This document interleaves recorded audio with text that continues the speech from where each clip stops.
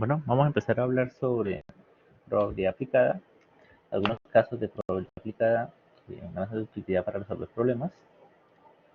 La intención de esta parte es explorar y que conozcan al menos que estos sistemas existen y que se aplican en situaciones que de pronto hoy vamos a hablar de forma un poco artificial, parecerá, pero que tienen aplicaciones de verdad importantes en muchas profesiones y ciencias.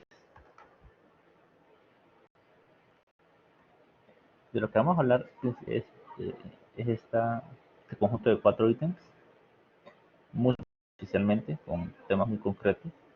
Vamos a hablar sobre conteo, que es el contar las formas de cómo se pueden hacer ciertas cosas. Es decir, las formas como se pueden elegir o tomar objetos de otro conjunto más grande de objetos o ordenarlos de una forma diferentes. Dependiendo de lo que consideremos nosotros, podemos tomar, por ejemplo, si yo tengo 3 objetos, A, B, C, yo puedo tomarlos en este orden, A, B, C. O puedo tomar primero B, después A y después C. Cuando digo objetos me refiero a cualquier cosa, pueden ser secuencias de cosas que tengo que hacer.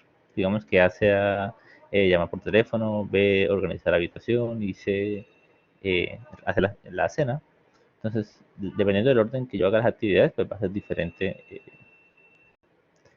lo que suceda. La cuestión es que las matemáticas nos permiten saber de cuántas formas posibles hay para hacer ese conjunto de cosas.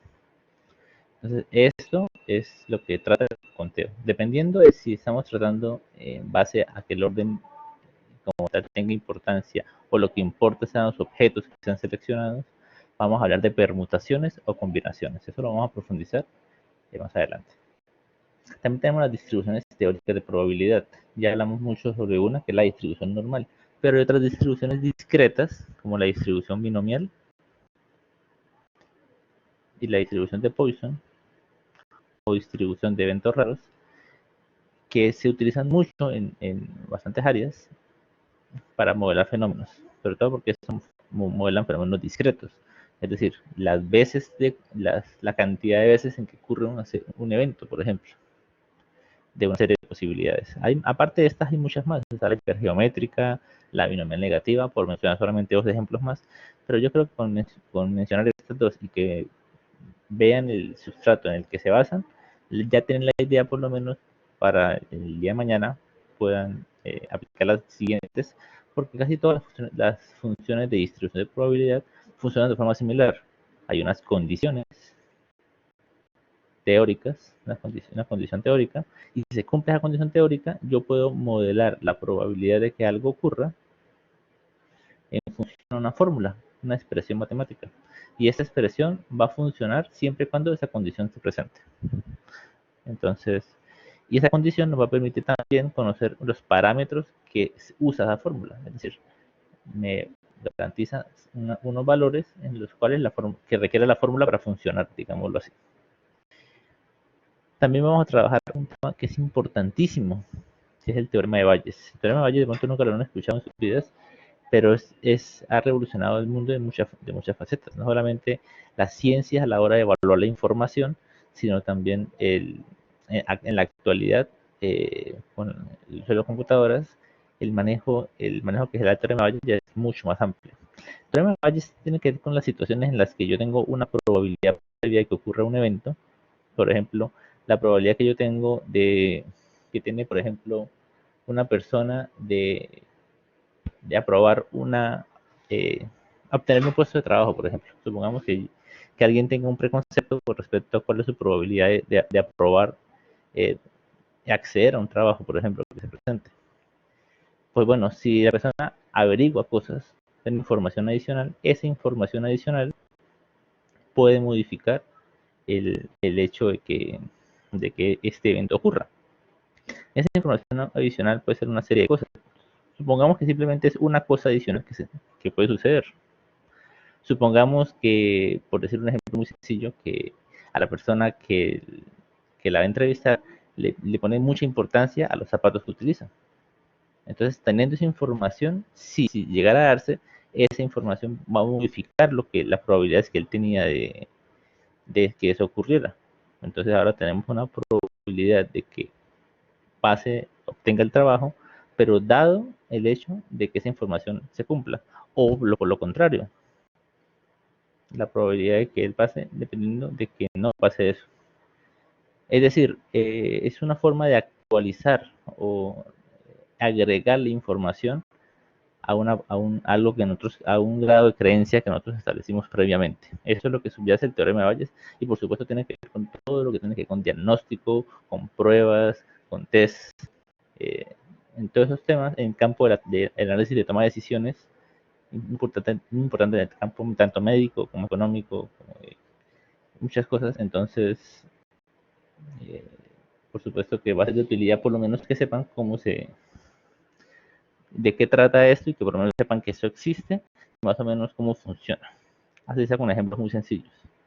Y por último vamos a ver las características de integrar tanto el teorema de Bayes como las distribuciones de probabilidad en la evaluación de pruebas. Dentro de la evaluación de pruebas vamos a analizar las pruebas de diagnóstico, es decir, cuando yo quiero saber si algo, un objeto, una persona, una máquina, lo que sea, está en una condición o no está en una condición. Es decir, evaluar algo mediante una prueba que representa lo que nosotros hacemos para conocer esa realidad, ¿sí? Por supuesto que las pruebas pueden dar, no significa que, por decir algo, el hecho de que yo esté enfermo, siempre va a dar una prueba positiva para una enfermedad. Comenzando que hay muchas pruebas posibles, o mejor dicho, hay muchas formas diferentes de aproximarse a la de una persona, o a la verdad de un objeto, o a la verdad de una situación. Por el contrario, no siempre las personas sanas siempre dan pruebas negativas, tampoco es verdad eso. Entonces, las veces en que las personas enfermas dan pruebas negativas y las veces en que las personas sanas dan pruebas positivas, por mencionar un ejemplo, son ocasiones en que ocurren falsos positivos o falsos negativos, y que menoscaban el rendimiento de una prueba diagnóstica. Entonces, vamos a ver cómo funciona eso.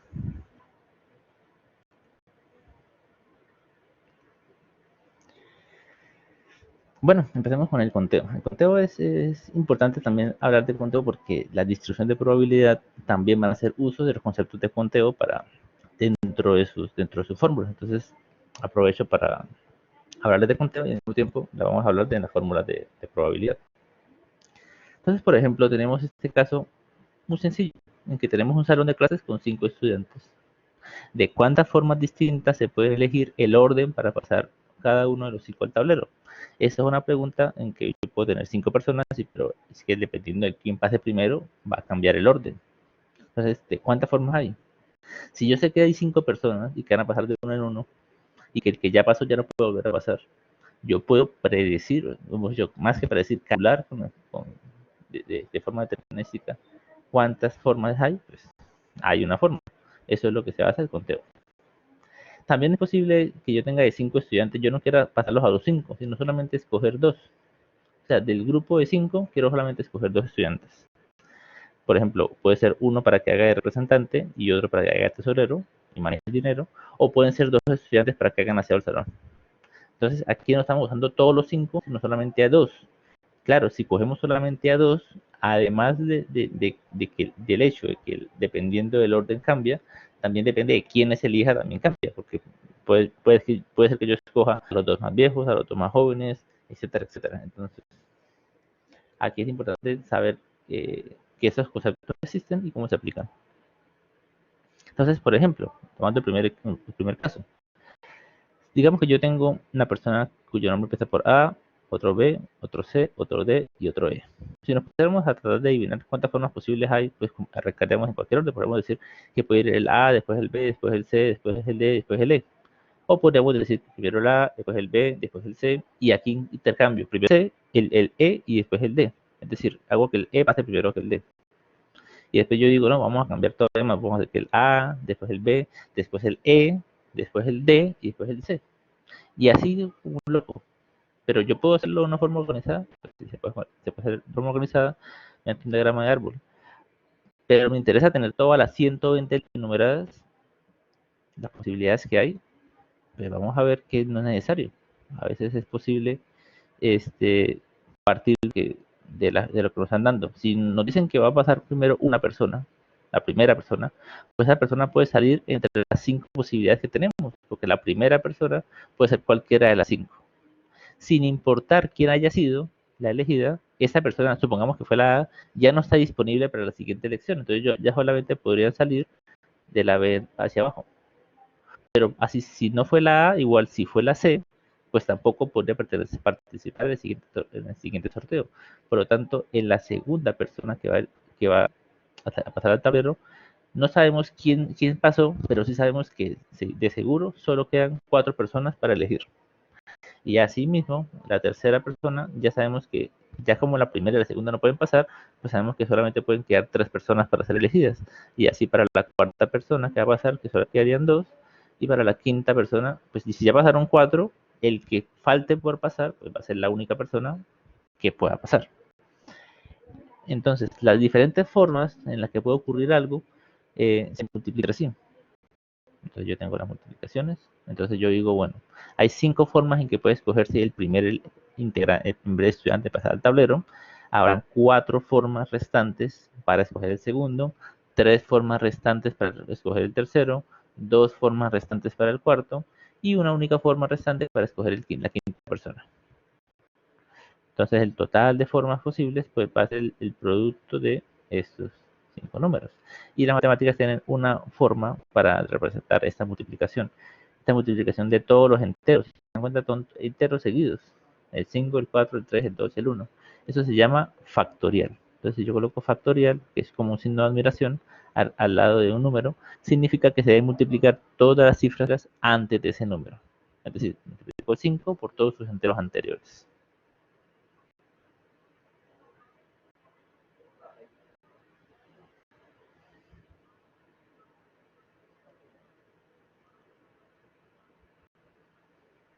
Listo. Aquí tenemos el ejemplo más claro. Aquí tenemos, ya introducimos lo que es la permutación. Esto que se llama aquí, esta P, se llama permutación. Si ustedes conocen la palabra permuta, pues permuta significa un cambio de posiciones o cualquier tipo de cambio. Acá estoy hablando de que estoy cambiando el orden. Pues si pasa una persona en lugar de otra, pues estoy permutándola. Entonces, aquí vamos a escoger de 5 personas posibles, vamos a escoger 5 para pasar al tablero. Y vamos a ver diferentes formas en que esas 5 pueden ser ordenadas. La expresión para hacer esto es tomar el número de elementos y sacarle factorial. Es decir, lo que hicimos anteriormente. Tenemos el 5, tomamos 5 elementos de 5, ignoren esto acá. Tenemos 5 elementos de 5 y multiplicamos todos los números, los enteros, incluyendo el 5, todos los enteros anteriores, y eso nos da la cantidad de formas diferentes en las que pueden pasar 5 estudiantes al tablero. Y como se dan cuenta, son bastantes formas, a pesar de que solamente son 5 nombres, hay bastantes formas de organizar 5 estudiantes. Entonces, eso es lo que se conoce como permutaciones.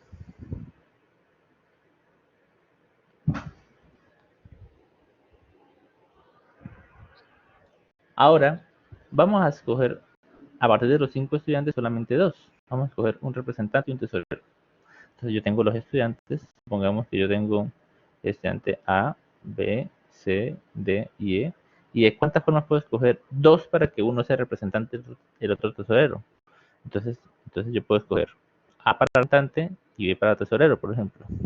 Puedo escoger A para representante y C como tesorero, o A como representante, D como tesorero, o A como representante y E como tesorero.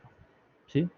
Aquí es el típico caso en que no pueden haber repeticiones. Dentro de los métodos de conteo, no lo vamos a hablar hoy, pero dentro de los métodos de conteo hay algunos que permiten repetir. Este caso aquí no tiene sentido, porque una persona no puede ser representante y tesorero al mismo tiempo. A menos que yo lo definiera, que si yo dijera que las repeticiones se pueden, pues entonces la persona misma puede ser representante y tesorera al mismo tiempo. Pero en este caso, pues no nos dan esa información, vamos a asumir que no. ¿Vale? Entonces tenemos estas posibles combinaciones, permutaciones en las cuales, o formas, o maneras de escoger a las personas, en las cuales A es representante. Ahora tendremos las formas en las que B es representante, pues tenemos B puede ser representante y A también, A puede ser tesorero. Es decir, son las mismas personas, pero en este caso tenemos a B como representante y A como tesorero. Acá podemos tener también a B como representante y C como tesorero, a B como representante y a D como tesorero y a B como representante y A como tesorero. Y así puedo seguir hasta completar todas las formas posibles. Esto es lo que se llaman permutaciones. Como si se dan cuenta, la manera AB y BA en este caso son cosas diferentes, porque el hecho que A sea representante es muy diferente a que el representante sea B. Así sean las mismas dos personas elegidas, cumplen funciones distintas. Entonces, cuando estos elementos tomamos a y B o tomamos a B y A, son cosas diferentes. Aquí cuando decimos que el orden de elección importa. Porque claro, primero escogí representante y después escojo tesorero. Aquí importa el orden.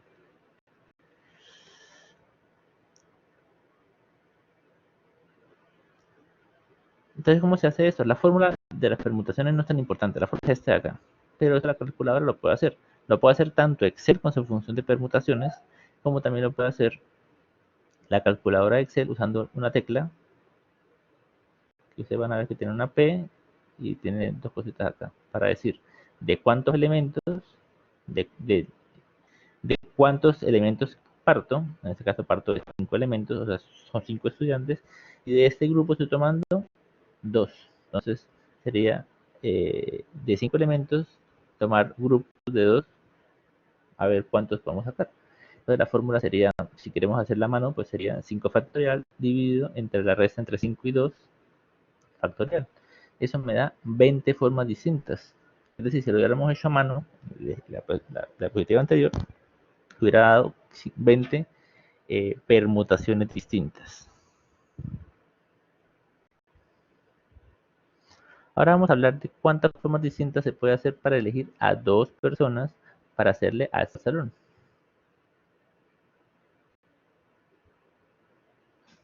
Entonces, ya aquí, si notamos, volvemos a tomar las personas que tenemos. Si escogemos a B y escogemos a BA, van a hacer exactamente lo mismo, porque son las mismas dos personas que van a hacer exactamente lo mismo, van a hacer aseo. No importa que haya elegido primero a este y después a este, porque igual van a hacer lo mismo. No va a haber ninguna importancia en el orden. Acá el orden no importa. Cuando el orden no importa, nos estamos refiriendo a las combinaciones. Combinaciones. Y acá tenemos pues la expresión con C, pues ya con C de combinaciones. Hay otra expresión que se puede utilizar y se usa mucho, es esta expresión. Esta es otra notación posible para expresar a la combinatoria. Combinatoria de n de x en n, se puede también expresar así. Entonces, la fórmula que cambia, pues le divido esto entre este valor. ¿Sí? Necesariamente las combinaciones van a ser o iguales o menos que el número de permutaciones. Entonces, ya al hacer la expresión vamos a tener 5 dividido entre 5 minutos factorial multiplicado por 2 factorial. ¿Por qué resultan ser menos? Pues porque las repetidas no van a contar. Si yo tomo a B, va a ser lo mismo que BA, entonces hay que descontar los repetidos. Si todas las repetidas, por ejemplo, C, que en la permutación era diferente que esto, acá es la misma cosa, entonces hay que descontar la repetición.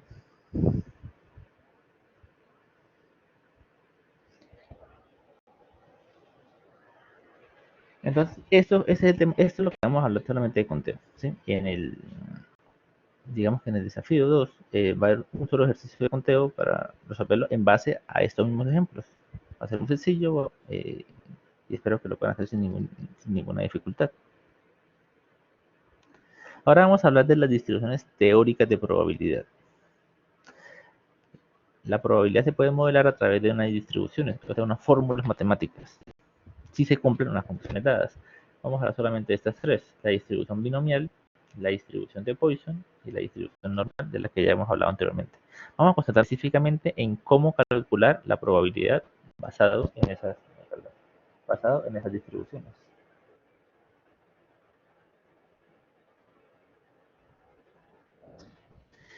Empecemos hablando de la teoría de la distribución binomial.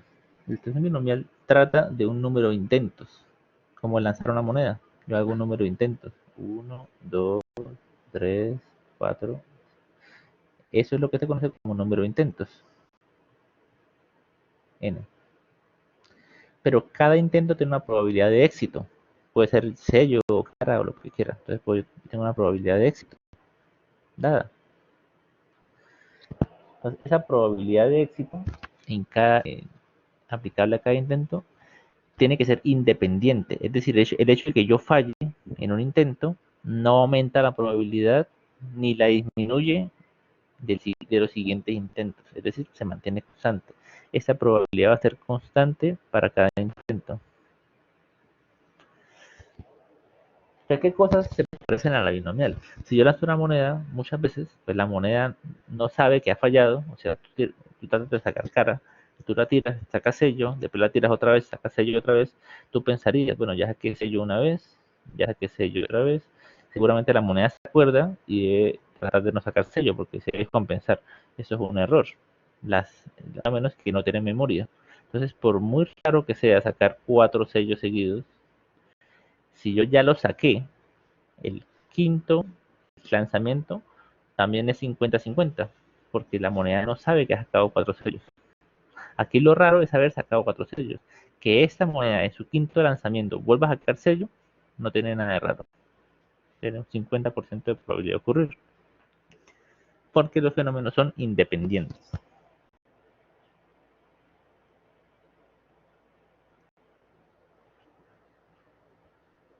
¿Qué cosas no se parecen a la distribución binomial? Por ejemplo, una persona que está, una persona que, digamos, a una persona le dan 3 infartos. A una persona a la cual le dan 3 infartos. Y en cada infarto hay una probabilidad de fallecer. Pero aquí sí es diferente, porque en el primer infarto tiene una probabilidad dada de fallecer y en el segundo infarto la persona ya cambió. Es decir, ya es muy diferente. Comenzando con un detalle sencillo que es pretender que si la persona fallece, pues ya no va a existir otros infartos. Entonces, eso vulnera la suposición de independencia. Por supuesto, si ya obtenemos la muerte, supongamos, por decirlo de alguna manera, ya las otras probabilidades ya no tienen ni sentido contemplarlas porque ya no van a existir los intentos siquiera. Entonces, la distribución binomial no se puede utilizar para situaciones en las cuales el número de intentos no se vaya a dar, o sea, vaya a ser limitado. O sea, acá el número de intentos tienen que darse independientemente de que los eventos se den o no se den. Igualmente ocurre cuando yo tengo, por ejemplo, una persona que vaya a matricular, vaya a ver una materia 4 veces. Entonces tú dices, bueno, tiene una probabilidad de pasar, digamos que el 80%. Pero ¿qué pasa si falla? Pues va a tener que pasarla otra vez y así. La probabilidad de aprobar cada materia, de aprobar en cada intento, es posible que incluso pasando la materia siga viéndola, que por alguna razón la pueda seguir matriculando. Pero por supuesto, si ya la ha visto, pues la probabilidad de pasarla va cambiando cada vez que la vea. No va a ser la misma probabilidad. La probabilidad debe ser constante para que pueda aplicar la distribución binomial. Eso es importante. La probabilidad debe ser constante y los intentos, perdón, deben ser independientes entre sí. No tienen que tener nada que ver entre ellos.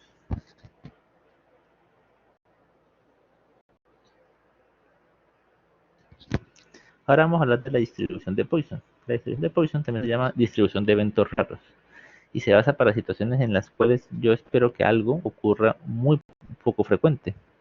Por ejemplo, yo tengo, digamos que en el transcurso de un año completamente, hay unas personas que padecen, por ejemplo, picaduras de serpiente, o bueno, mordedura de serpiente realmente. Son eventos que ocurren siempre, pero que en el transcurso de un periodo largo de tiempo, como un año, pues pueden llegar a darse. Entonces puede que yo tenga, por ejemplo, en un año, pues yo tenga un promedio de 5 accidentes ofídicos, por ejemplo. Accidentes ofídicos son mordeduras de serpientes en el transcurso de un año. Entonces yo me pregunto, bueno, si en los últimos años ha ocurrido un promedio de 5 accidentes ofídicos al año, ¿cuánto es la probabilidad de que en el siguiente mes, o en el siguiente año, o en el siguiente semana ocurra una cantidad de accidentes ofídicos? Son eventos que son poco frecuentes, pero cuando yo los tomo en un periodo de tiempo largo, pues se pueden evaluar. ¿Qué condiciones tienen que darse para que yo pueda aplicar la distribución de Poisson? Algo importante, que la probabilidad de que ocurra un accidente ofídico, como en este caso, sea la misma a través de todo el año. O sea, haya una homogeneidad. O sea, sea un evento poco frecuente, pero que se distribuya, o sea, que sea igual de probable en cualquier momento del año. Si a mí me dicen, por ejemplo, que las culebras o yo qué sé, eh, muerden más frecuentemente en verano y prácticamente nunca muerden en invierno, por decir algo, pues entonces la probabilidad no es constante. A través de los meses del año van a haber meses con más probabilidad y meses con menos probabilidad. Esto no es homogéneo, esto es heterogéneo. Entonces, en esto, a pesar de que haya una tasa o una proporción de mordeduras, eh, una frecuencia de mordeduras a través del año, y yo digo, bueno, hay un promedio de 5 mordeduras por año, realmente esas 5, puede ser que todas las 5 hayan ocurrido en la misma época, y en el resto del año no haya ocurrido ninguna mordedura de serpiente. O en este pequeño periodo ocurrieron 4 y en el resto por ahí una. Esto no es homogéneo. Ahí no podríamos aplicar la distribución de Poisson. Hay otras cosas que podemos aplicar en estas situaciones, pero pues la de Poisson no. Sin embargo, en la vida real hay muchas ocasiones, muchas circunstancias que se pueden utilizar en las que es utilizar la distribución de Poisson. Voy a borrar acá un poco para limpiar esto.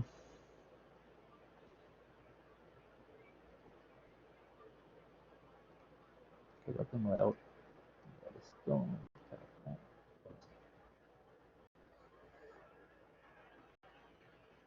Listo. Ahora vamos a hablar de la distribución normal o distribución de Gauss. Esta distribución, voy a quitar esto acá porque así tiene más espacio para dibujar. La distribución normal es la distribución que ya hemos visto muchas veces. Una distribución que, a diferencia de estas dos, estas eran para el número de ocurrencias de un evento. Si un evento ocurría una vez, 2 veces, 3 veces, 4 veces, 5 veces, 6 veces, 10 veces, 100 veces, etc. Siempre un número discreto.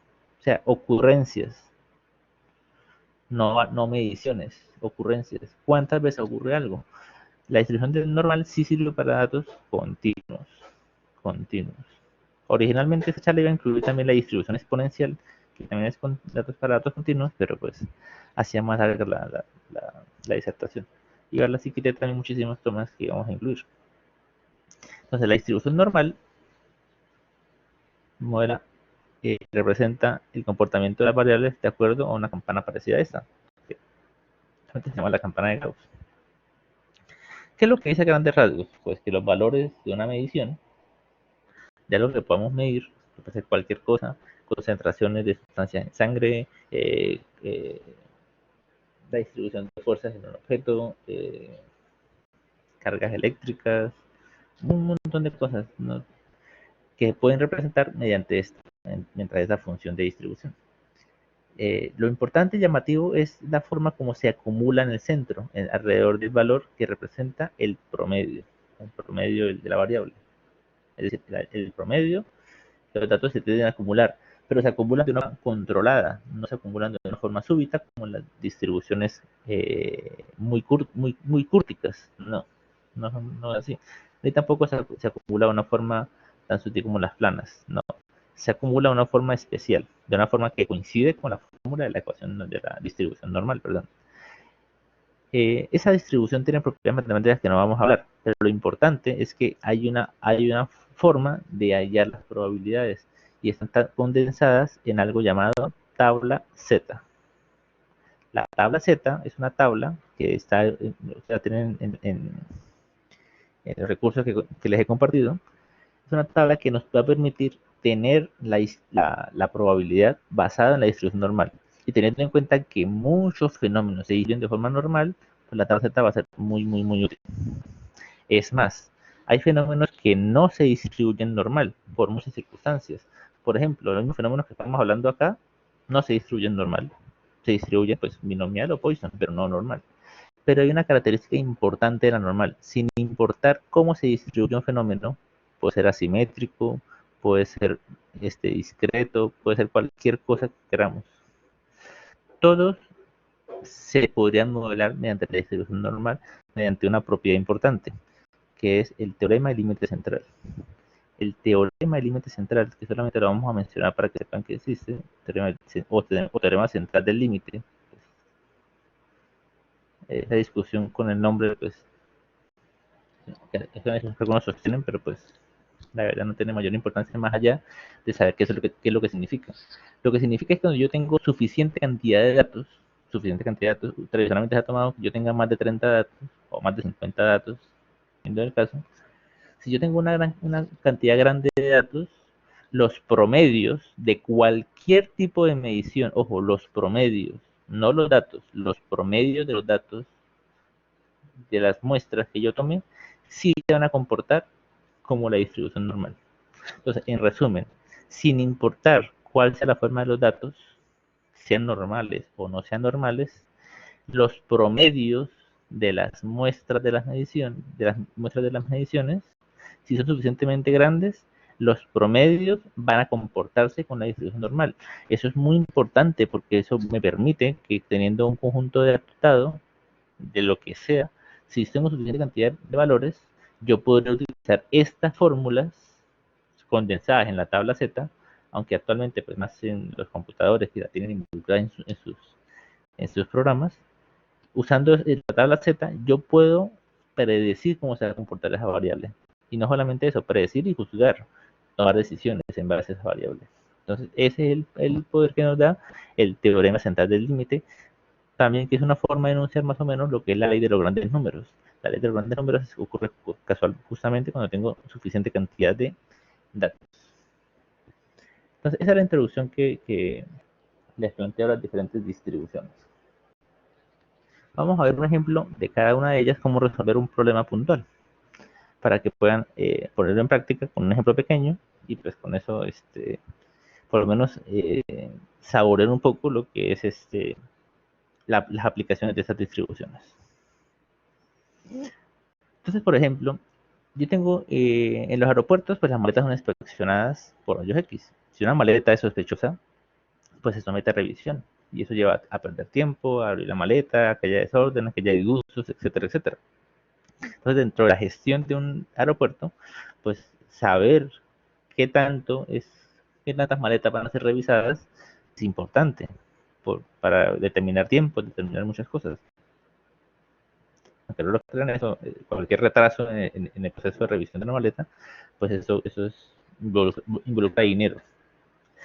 Entonces, más o menos se estima por datos previos que el 9% de las maletas tendrán algún contenido sospechoso que sea meritorio de revisión. Es decir, cuando ven la maleta, siempre hay algo que no saben con los rayos X qué es.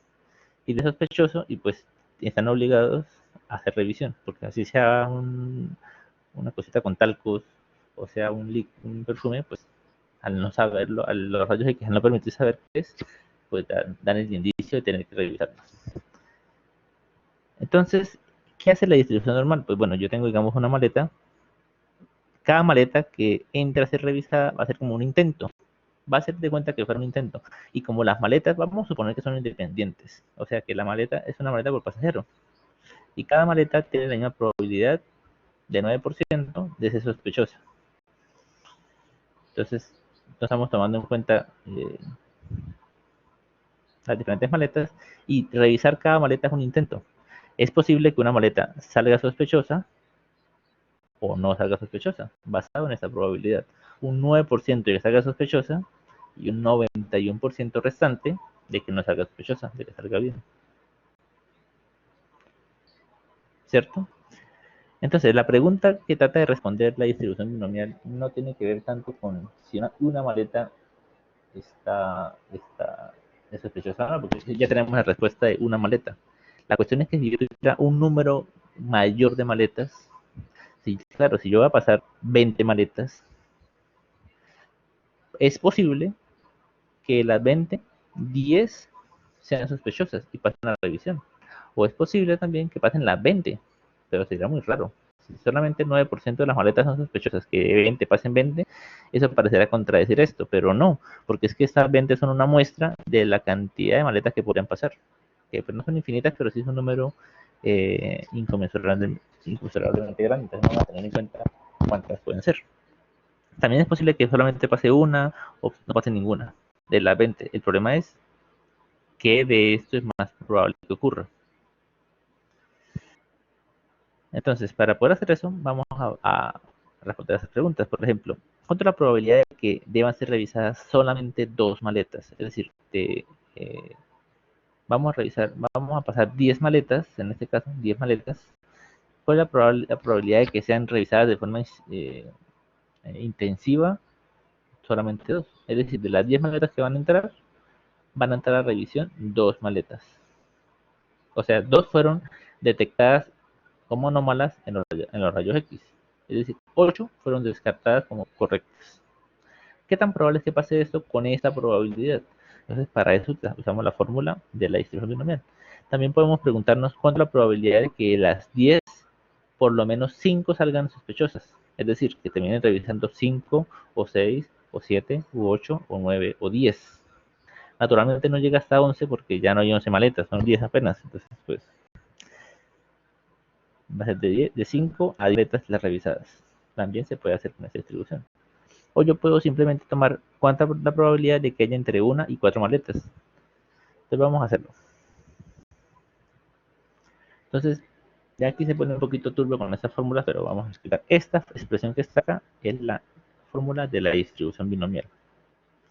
¿De qué se compone? Bueno, esta es probabilidad de que X, que vamos a denotar X, vamos a denotar X como el número de maletas, número de maletas sospechosas,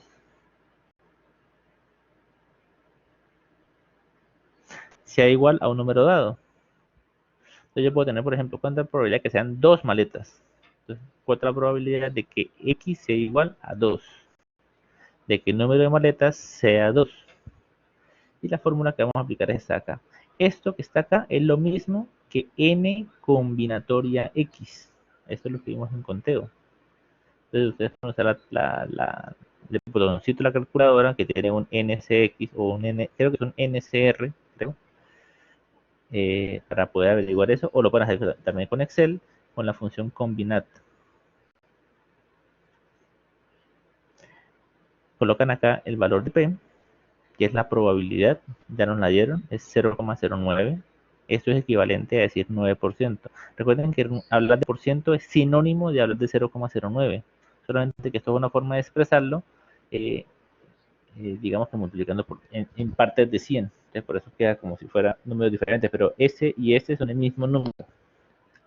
Pero en la fórmula siempre procuren utilizar la fórmula decimal, no la fórmula porcentual.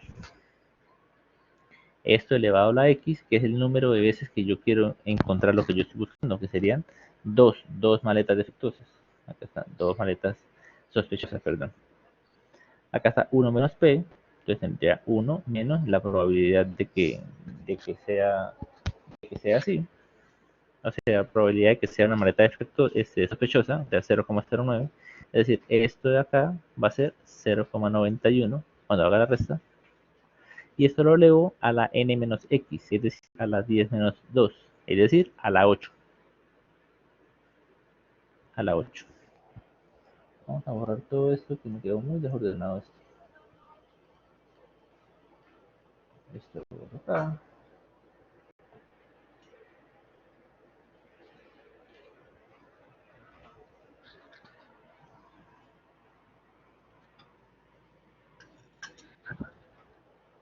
Entonces aquí tenemos la aplicación de la fórmula. Tenemos eh, 10 combinatoria 2, para los que quieran la nomenclatura esta de acá, que multiplica a 0,09 elevado al cuadrado, que multiplica a esta resta, es decir, ya dijimos 0,91, perdón, 0,91 elevado a la 8,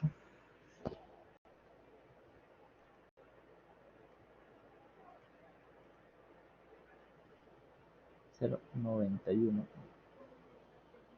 Bueno, esto es un 9. 0,91 a la 8. Hago este producto entre lo que me da esto por esto, por esto. Son tres cosas. Ojo, esto no es una división. Esto no es dividir. No, esto es 10 combinatoria 2.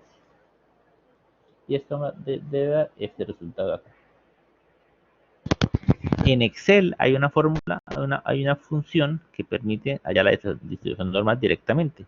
Si los que quieran consultarla, pues pueden colocar en el botoncito de función, colocan distribución binomial y pues la arroja una función en la que los parámetros que les va a pedir la función son estos de acá.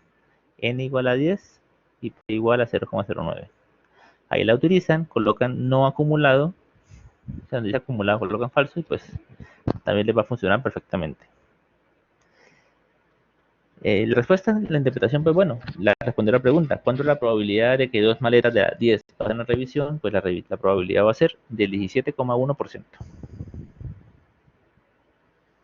Esta pregunta es un poco más complicada porque nos están diciendo probabilidad de que pasen al menos 5 maletas. Es decir, si tenemos las 10 maletas, es la probabilidad de que descarten a 5, que por sí ya es claro porque la probabilidad es baja de cada una, o a 6, o a 7, o a 8, o a 9, o a 10. O sea, cualquiera de esas combinas, de esas posibilidades, perdón, de esas posibilidades. Entonces, si nos tomáramos la tarea de hacer la fórmula anterior para 0, para 1, para 2, para 3, o sea, reemplazar el valor de x por 0, por 1, por 2, por 3, por 4, por 5, por 6, por 7, por 8, por 9, por 10, estas serían las respuestas de la probabilidad de que el número de maletas revisadas sea ese. De hecho, en la positiva anterior lo hicimos para 2, y nos dio 17%, y acá está. Para 2, 17%. Esto está para todos los valores.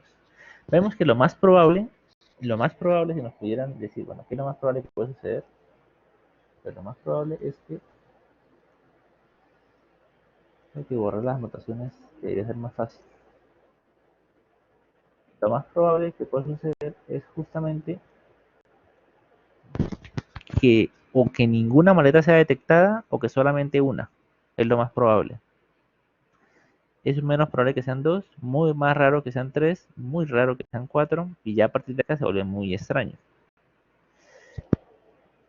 Entonces, si nos piden al menos 5, estamos hablando de la probabilidad de que X, que es el número de maletas que yo quiero detectar, sea al menos, o sea, mayor o igual a 5, o lo que es lo mismo, mayor que 4. Estos son sinónimos. Mayor o igual a 5 es igual que mayor que 4. Entonces aquí tenemos probabilidad de que X sea mayor que 4, pues va a ser pues, que sea igual a 5, a 6, a 7, a 8, a 9 y a 10 y sumados. Eso va a ser estas que se empiezan acá. Esta suma es la que representaría la probabilidad, estoy hablando yo, esta de acá. Esta es la probabilidad que buscamos, la probabilidad de que sea mayor que 4 o lo mismo, mayor o igual que 5. Si sumamos todos estos números, todo esto me da 0,1%. O sea, de una de cada 1000 maletas. Hay una vez de cada 1000 veces que suceda esto, va a ocurrir que 5 maletas o más sean pasadas a revisión. Va a ser muy raro, pero pues puede llegar a ocurrir. Otra forma de hacer esto es hallar lo de arriba, es decir, hallar lo contrario, lo que llamamos el evento complementario, o sea, decir que pase lo contrario, o sea, que sean 4 maletas o menos. Y tomar, recuerden que todo lo que puede ocurrir es 100%, o sea, es 1. Si yo tomo todo lo que puede ocurrir y le resto lo que yo no estoy midiendo, pues me da lo que estoy midiendo. Entonces, la otra forma de establecer esto es hallando el complemento, hallando que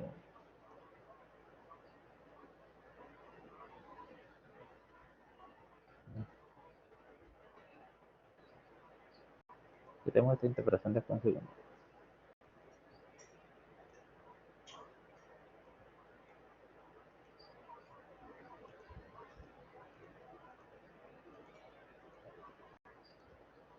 Lo que podemos hacer es, en vez de tomar los números de 5 a 10 y sumarlos, puedo tomar el 100% y restarle los de aquí para abajo. Supongamos otro ejemplo diferente. Digamos que yo quisiera saber ¿cuánto es la probabilidad de que al menos 3 maletas, no 5, sino al menos 3? Pues yo podría hacer dos cosas. Yo podría hallar probabilidad de que X sea mayor o igual a 3, que sería sumar todo esto desde 3 hacia abajo, todo esto, sumar todos estos valores, que sería dispendioso hacer todo esto a mano, o podría simplemente hallar los 3 restantes, o sea, el 0, el 1 y el 2, y hacer 1 menos probabilidad de que X sea menor que 3, porque esto es complementario. Mejor dicho, la probabilidad de que sea mayor o igual que algo va a ser igual a 1 menos la probabilidad de que sea menor que ese algo. ¿Sí? Esto se puede ver como algo así por el estilo. Si aquí tengo la de 3 maletas, la probabilidad de que estén 3 maletas, yo quiero averiguar esta, y todo esto vale 100%, pues yo puedo hacer 100% menos la probabilidad de que sean más de 3 maletas, y eso me va a dar la probabilidad de que sea menos de 3 maletas. O viceversa, si yo quiero averiguar esta de acá, pues yo puedo hacer 100% menos esta, y me da lugar a esta otra probabilidad.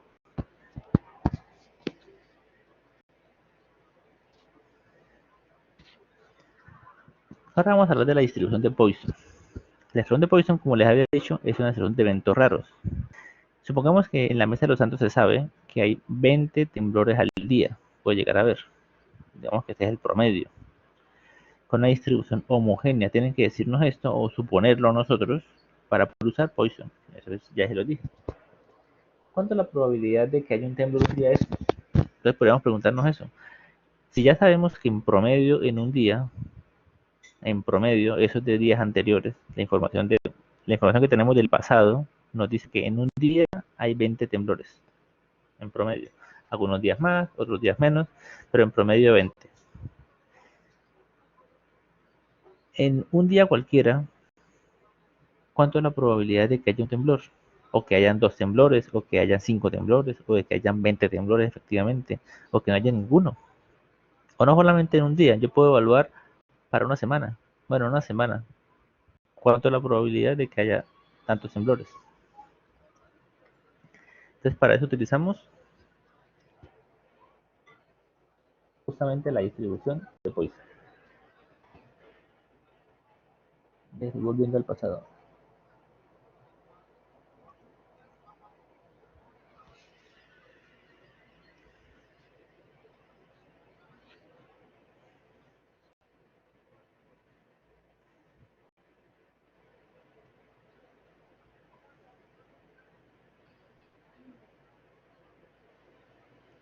Entonces, supongamos que yo quisiera saber durante la próxima hora, estamos un día ya en la mesa de los santos, y durante la próxima hora nos preguntan, ¿cuánto es la probabilidad de que ocurran 2 temblores en una hora? En la próxima hora, en cualquier momento, puede ser de 8 a 9 de la mañana, puede ser de 12 a 1 de la tarde, puede ser durante cualquier momento, porque como es homogéneo, no importa a qué momento nos refiramos. ¿Cuánto es la probabilidad de que en la próxima hora, en cualquier momento, hayan 2 temblores? Entonces, la probabilidad se va a modelar a través de esta fórmula. Esta es la fórmula de la distribución de Poisson. La probabilidad de que haya un número dado de temblores es equivalente a esta fórmula. Como nos están preguntando por hora, pues debo convertir 20 temblores al día en cuántos temblores por hora representa eso. Pues yo divido 20 entre 24, y pues que hayan 20 temblores en 24 horas, pues en una hora, ¿cuántos temblores habrá? Es una regla de 3. Esta regla de 3, pues es 20 entre 24, y eso me va a dar 0,83. Tengo esta frecuencia de temblores por hora. Vemos que es menor que 2. Pero ¿qué tan probable es que ocurra? ¿Es imposible que hayan 2 temblores en una hora? No, no es para nada imposible. Si reemplazamos acá en mu, representa el promedio de temblores por hora, que nos dio 0,833. Lo elevamos al cuadrado. Elevar al cuadrado es elevarlo al número que nos están preguntando, o sea, por 2, elevar a la 2. Mu elevado a la 2. Aquí está, mu elevado a la 2. Eso lo multiplico por esta e. Si recuerdan, esta e es exponencial, es la constante de Euler. Esta constante la tabla calculadora. la usan, es 2,71 algo, toman ese número, el que les da la calculadora, y lo elevan a la menos mu.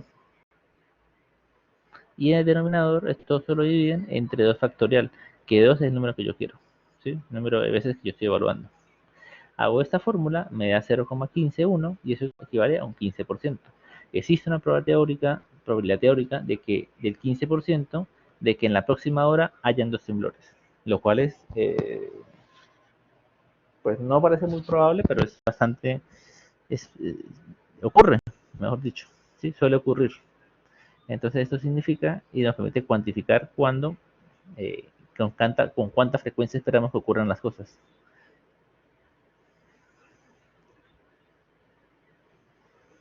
Si quisiera averiguar ahora cuánto es la probabilidad de que hayan menos de 4 temblores, es decir, 3 temblores hacia abajo, o sea que haya o ningún temblor, o un solo temblor, o 2 temblores, o 3 temblores, pues debo hallar la fórmula para cada uno de estos valores. Entonces yo hallo para 0, aplico la fórmula reemplazando el valor. Si se dan cuenta, la única diferencia entre estas fórmulas es el valor de x. Si el computador no funciona, eso,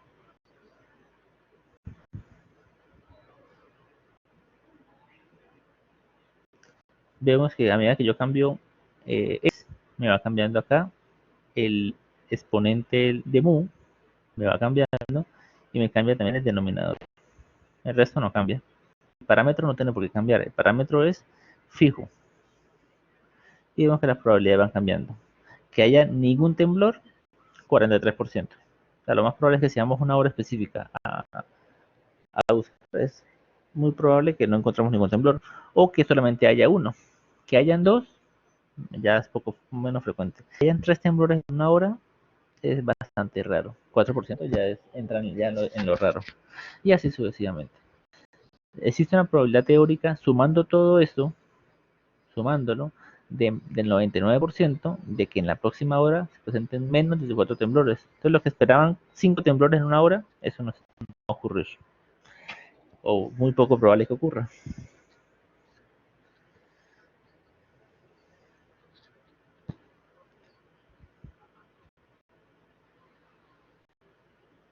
Ahora, ¿cuánto es la probabilidad de que ocurran más de 3 temblores en una hora? Pues entonces debo aplicar la regla de complemento. O sea, para poder saber cuánto es la probabilidad de que haya más de 3 temblores en una hora, debería sumar que ocurran 4, que ocurran 5, que ocurran 6, 7, 8, 9, 10, 11, 14, 20, 50, 100, 200 millones de temblores en una hora. Es decir, esto no tiene fin. Esta suma es una suma infinita. La puedo hacer. Entonces, la forma correcta de hacerlo es aplicando el complemento. La probabilidad de obtener más de 3 temblores por hora es el complemento, o sea, 1 menos la probabilidad de obtener 3 o menos. Es decir, yo quiero averiguar cuánto es la probabilidad de, bueno, aquí está, que ocurra, vamos a colocar en dibujito, la probabilidad de que ocurra 0, la probabilidad de que ocurra 1, la probabilidad de que ocurra 2, la probabilidad de que ocurra 3, la probabilidad de que ocurra 4, la probabilidad de que ocurra 5 y las demás. Esto es infinito. Entonces, yo quiero saber es la probabilidad de que ocurran más de 3 temblores. Entonces, más de 3 temblores es de aquí para acá. Todo esto. Probable que ocurran 4, 5, 6, 7, 8, 9, 10, lo que sea. Pues para poder hallar esto, entonces yo digo, bueno, voy a tomar el 100%, o sea, 1, y le voy a restar la probabilidad de que pase lo contrario. Lo contrario es que ocurran menos de 3 temblores o igual. Menos o igual de 3 temblores. Entonces, pongámoslo en azulito, acá está. Esta va a ser la probabilidad de que ocurran menos de 4 temblores. Entonces yo hallo esa probabilidad, que ya no dio 99%, o sea, 0,99, bueno, casi 99, 98, 96,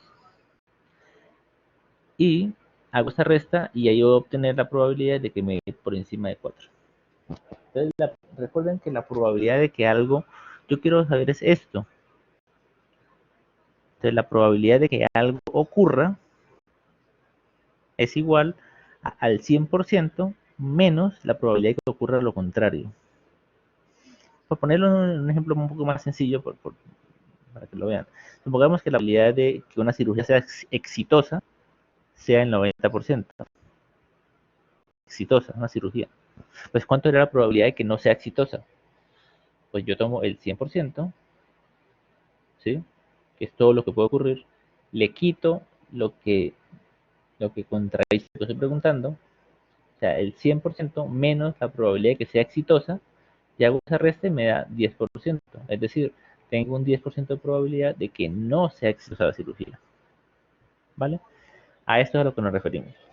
Solamente que este 1 equivale a este 10%.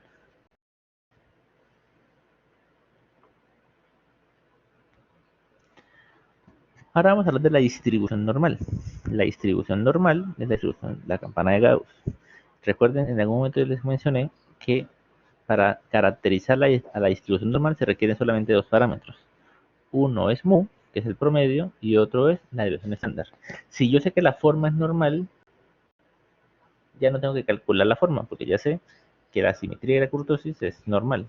Es la simetría se presenta y tenemos kurtosis media. Entonces no tengo, solo me falta saber la media y la desviación estándar para poder caracterizarla. Entonces, por ejemplo, aquí me dicen que la concentración de monóxido de carbono, un contaminante del aire en una ciudad, luego de realizar varias mediciones diarias durante un año, presenta un promedio de 47,2 partes por millón. Esa es una forma usual de medir la concentración de contaminantes en el aire, por una desviación estándar de 12,2 partes por millón. Y me dicen que tiene una forma aproximadamente normal.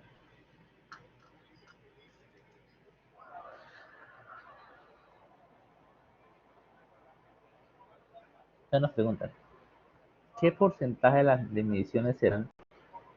Por ejemplo, pueden decirme, bueno, yo tengo la forma normal, ya sabemos que el promedio, que es pulso, eh, el promedio es 4,72, 47,2, y la desviación estándar, o sea, el ancho relativo de esta gráfica, más o menos corresponde proporcionalmente a 12,2. Entonces, ya sabiendo el ancho, ya sabiendo cuál es la mitad de esto, ya puedo decir, bueno, ¿cuánto es la probabilidad de que tengan por encima de 80 una ciudad? Una medición saca por encima de 80. Yo tengo aquí el 80. Bueno, yo tengo que averiguar esta área bajo la curva. El área bajo esta curva va a ser la probabilidad de que la medición, X va a ser acá la medición de monóxido de carbono en el aire, mayor de 80. Yo quiero saber esta probabilidad. O yo quiero saber, no, cuánta es la probabilidad de que una medición sea por debajo de 35. Entonces yo tengo acá 35, que está más cerca. Yo quiero saber esta área bajo la curva. Entonces, esta es la probabilidad de que una medición de monóxido de carbono sea menor que 35. Y así para cualquier cosa que yo quiera evaluar. ¿Sí? Siempre y cuando la forma sea aproximadamente normal de los datos. Recuerden que vimos una excepción, que es cuando yo tengo forma normal y estoy trabajando con los promedios en base a una muestra suficientemente grande. En ese caso, por teorema del límite central, yo podría aplicar la distribución normal a los promedios. Pero eso es otro tema que no vamos a tocar, profundizar tanto el día de hoy.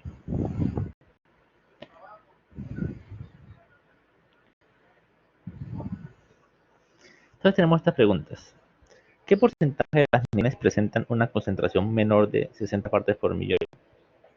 O sea, de las posibles mediciones que pudiéramos hacer de monóxido de carbono en una ciudad, ¿cuántas mediciones saldrán por debajo de 60? Entonces, para saber eso, tomamos los valores, vamos a colocarlo verde, ambiental. Entonces, para saber si las concentraciones son menores que 60, pues parto de que ya sé que la forma es normal y ya sé cuál es el promedio y la desviación estándar. Entonces, aplico esta fórmula que ustedes ya la conocen de algún lado. La estandarización, convertir X en puntuaciones Z. Si no recuerdan, la estandarización es tomar los datos, en este caso el 60, le resto la media y la divido entre la desviación estándar. Esta operación me va a permitir poner esta pregunta, probabilidad de que los porcentajes, probabilidad de que la medición sea menor que 60, menor, es menor que no, menor que 60, esto es concentración de monóxido de carbono, menor que 60 partes por millón, me convierte esa pregunta en una pregunta en función de Z, que ya voy a poder utilizar la tabla Z, que vamos a ver cómo se utiliza enseguida. Entonces ya no estoy preguntando probabilidad de que X sea menor que 60, ya estoy preguntando probabilidad de que Z sea menor que 1,05.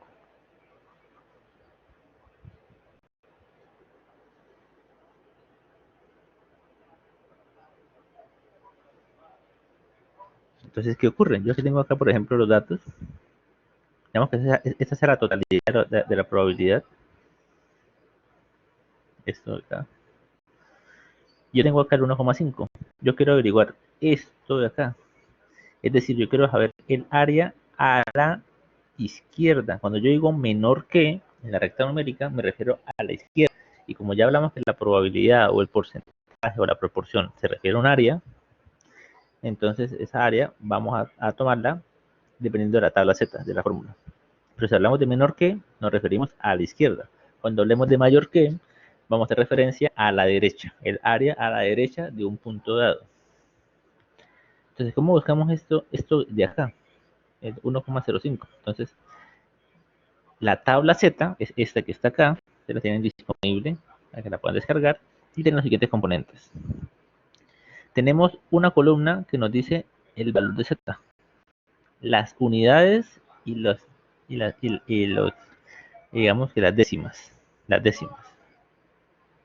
unidades y décimas. Y en la otro lado, tenemos las centésimas de Z. Por ejemplo, si quisiéramos buscar 0,86, ¿cómo lo buscaríamos? Pues buscamos 0,8, o sea, unidades décimas 0,8 con 6 centésimas. Entonces buscamos las centésimas acá. Y la intersección de las dos cosas va a ser nuestro valor buscado. Si quisiéramos buscar, por ejemplo, 2,00, pues sería 2,0 con 0 centésimas.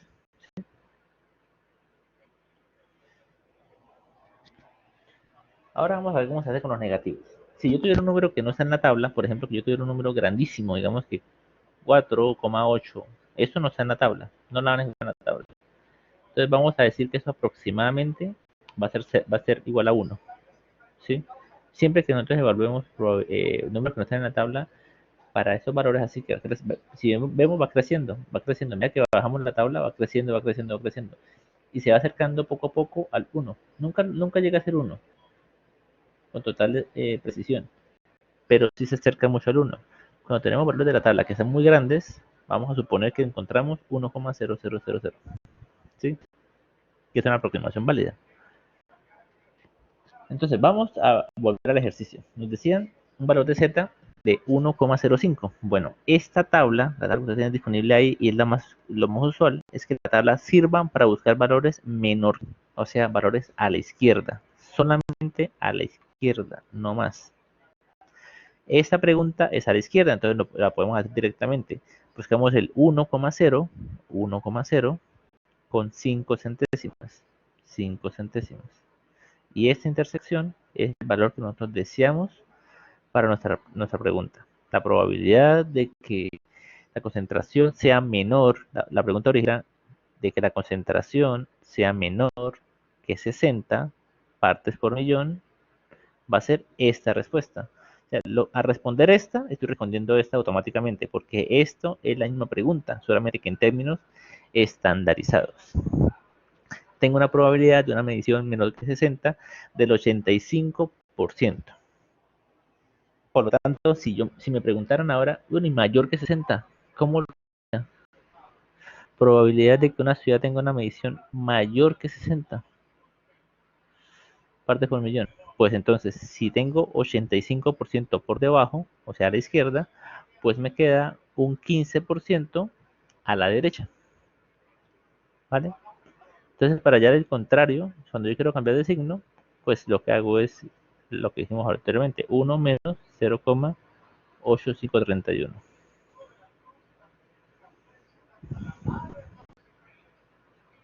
Y eso es lo que vamos a aplicar acá. Supongamos que nos preguntan ahora, bueno, ¿cuál es la probabilidad de que una medición me dé mayor que 70? Entonces, pues bueno, tengo la pregunta, concentración mayor o luego lo mismo a la derecha de 70 partes por millón. Hago la estandarización, el número 70 menos la media, que ya no la dieron, sobre la desviación estándar, que ya no la dieron. Esto nos da permiso para usar la fórmula. Eso me da esta expresión. Esto no sale en la tabla. En la tabla así, no así. Entonces, ¿qué hago? Pues hago el truco de complemento. Tomo 1 menos lo que está a la derecha, lo hallo haciendo el complemento de lo que está a la izquierda. Entonces, si yo quiero averiguar esto de acá y no puedo, pues averiguo esto y yo sé que todo vale 100%. Entonces yo hago 1, que es todo, 1 menos este pedazo, pues me va a quedar este pedazo de acá. Aquí está. La estandarización me daba 1,87. Entonces, 1,8 con 7 centésimas. Hallo la intercepción de los dos valores. Acá está. Y pues esta intercepción es 0,9693. Es la probabilidad de que z sea menor que 1,87. Es decir, sinónimo. Es la probabilidad de que x sea menor que 70, que fue el valor que nosotros estandarizamos. Pero la pregunta no es esta, la pregunta es mayor que. Entonces, para hallar el mayor que, hago complemento. Uso lo que encontré y le resto 1. Y eso me da una probabilidad de que sea mayor que 70, que es lo que estaba preguntando, de 3%.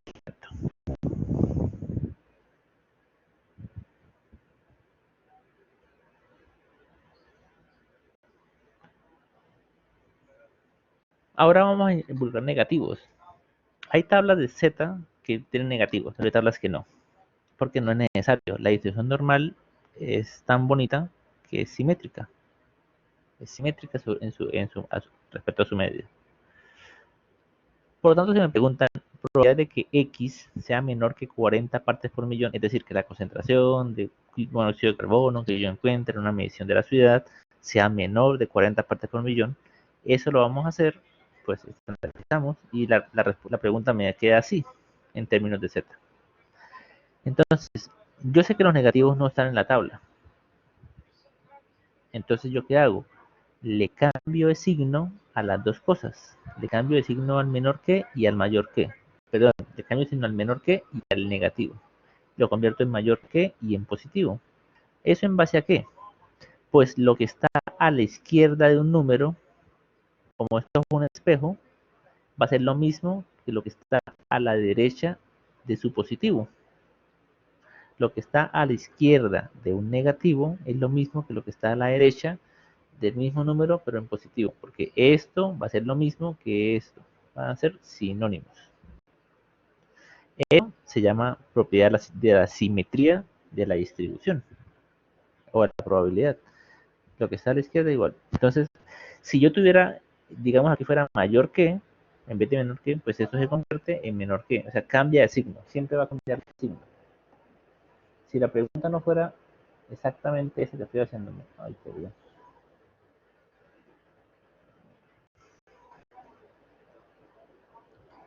Tengo que mantener las nociones más difíciles de lo que yo pensaba.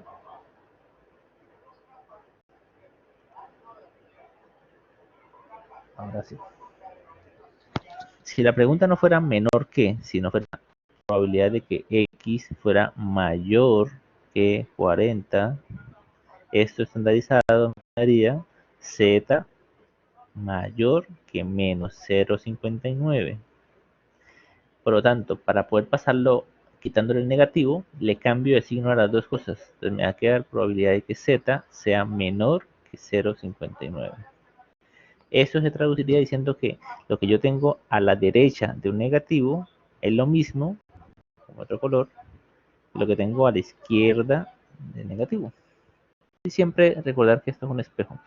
Y de forma práctica, cambiar los dos signos. Cambiar los signos de esto y de esto. ¿Sí? Volvamos al ejemplo original. Dejemos así. Entonces, la pregunta nos pedía ya la probabilidad de que la medición de un monóxido de carbono sea menor que 40. Estandarizado me da esta pregunta de acá. Busco en la tabla, pero me da esta pregunta de acá.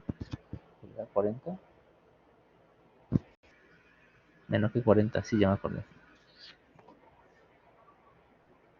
Perdón, esta no es otra pregunta.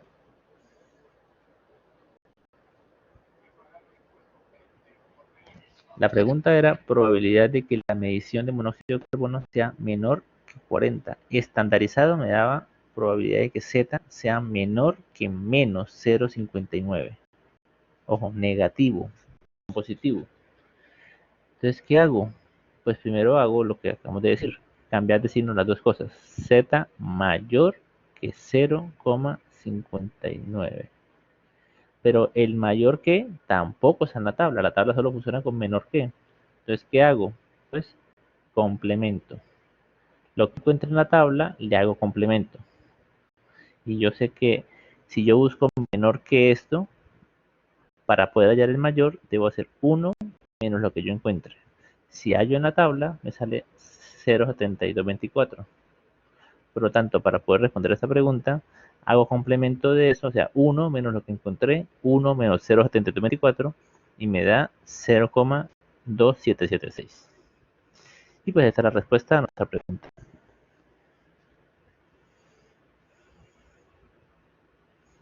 Eso solamente como información, esto no lo vamos a aplicar, pero sí quiero, pues, por no decirles, que ya tocamos anteriormente, que la distribución normal se puede utilizar para los promedios. ¿Qué es lo que cambia? Que los promedios tienen un comportamiento diferente. Cuando yo quiero estandarizar un promedio, no hago la sencilla división de x menos mu sobre sigma. No. Para dividir digamos, aplicar la probabilidad normal a un promedio, debo dividir entre algo llamado error estándar. Esto de acá es lo que se llama error estándar, que es como decir la división estándar, pero el estadístico, o sea, de la estimación. En términos prácticos, lo importante es que este valor, que es el que tenemos acá en la normal, vamos a tener que dividirlo entre raíz de n. Es la única diferencia. En términos prácticos es la única diferencia. Eso, por supuesto, que se complica mucho más a medida que vamos avanzando en pruebas estadísticas, pero en términos generales, lo que quiero decirles es que cuando yo ya aplico la distribución normal para los promedios, ya sea a través del teorema del límite central o no, pues lo que yo uso en el denominador se llama error estándar, ¿vale? Y es equivalente a la desviación estándar dividido entre la raíz de n.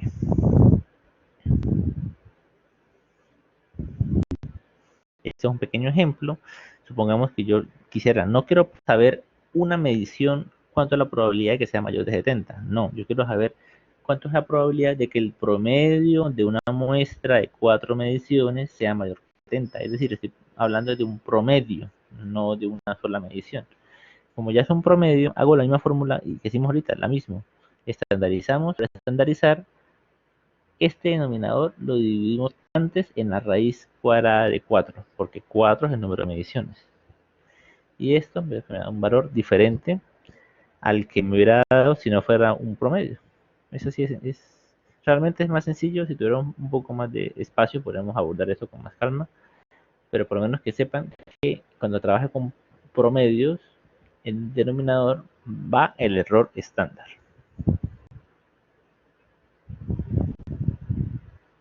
Y ese error estándar es lo que se utiliza para hallar los intervalos de confianza de los que algún día irán a trabajar más profundamente, y las pruebas estadísticas, que involucran usualmente un valor de P que requiere para su cálculo también del error estándar.